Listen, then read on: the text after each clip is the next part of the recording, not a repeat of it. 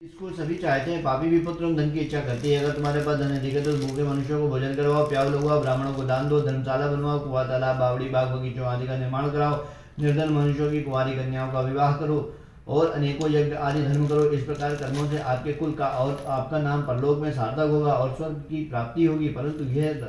परंतु वह रानी इस बातों को खुश न हुई। वह बोली, हे साधु महाराज, मुझे धन की आवश्यकता नहीं है जिसको मैं और मनुष्यों को दान दूं और इसको रखने और संभालने में मेरा सारा समय नष्ट हो जावे। साधु महाराज बोले, हे देवी, तुम्हारी ऐसी इच्छा है तो ऐसा ही होगा। मैं तुम्हें ऐसा बताता हूँ, ऐसा ही करना। बृहस्पति के दिन घर को गोबर से लीपना, केशों को धोना, केशों को धोते समय स्नान करना, राजा से कहना वह हजामत बनवाए, भोजन में मांस मदिरा खाना, कपड़ा धोबी गया धुलने को डालना। इस प्रकार 7 बृहस्पतिवार करने से तुम्हारा सब धन नष्ट हो जाएगा। यह कहकर वह साधु महाराज वहां से अंतर ध्यान हो गए।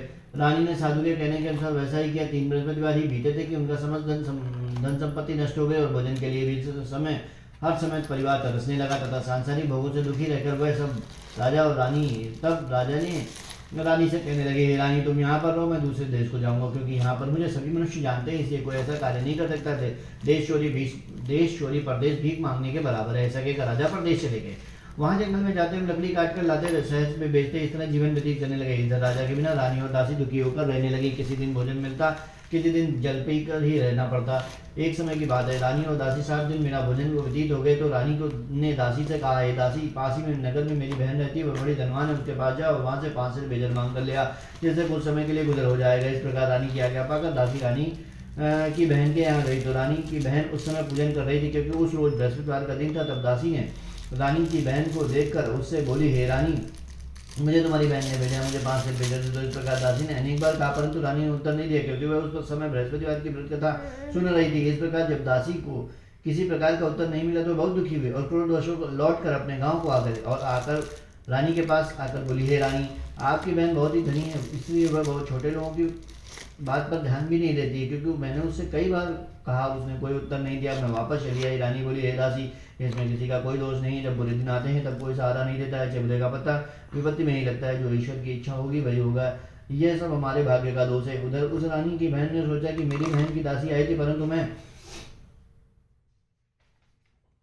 उससे नहीं बोली, इससे वह बहुत दुखी हुई होगी। यह सोचकर कथा को सुनकर भगवान विष्णु का पूजन समाप्त कर वह रानी अपनी बहन के घर चल दी और आकर अपनी बहन से कहने लगी, हे बहन, मैं बृहस्पतिवार का व्रत कर रही थी जब तुम्हारी दासी आई, परंतु जब कथा होती है तब ना उठते हैं ना बोलते हैं, इसलिए मैं नहीं बोली। कहो क्यों दासी आई थी? रानी बोली, हे बहन, हमारे घर में अनाज नहीं है, वैसे तो तुमसे कोई बातचीत भी नहीं है, इस कारण मैंने दासी को तुम्हारे पास 5 से भेजने के लिए भेजा था। रानी की बहन बोली, बृहस्पति भगवान सबकी मनोकामना पूरी करते हैं, देखो शायद तुम्हारे घर में अन्न रखा हो। इस प्रकार का वचन जब रानी ने सुना तो अंदर गई और वहां देखा कि एक घड़ा बेजल का भरा मिला।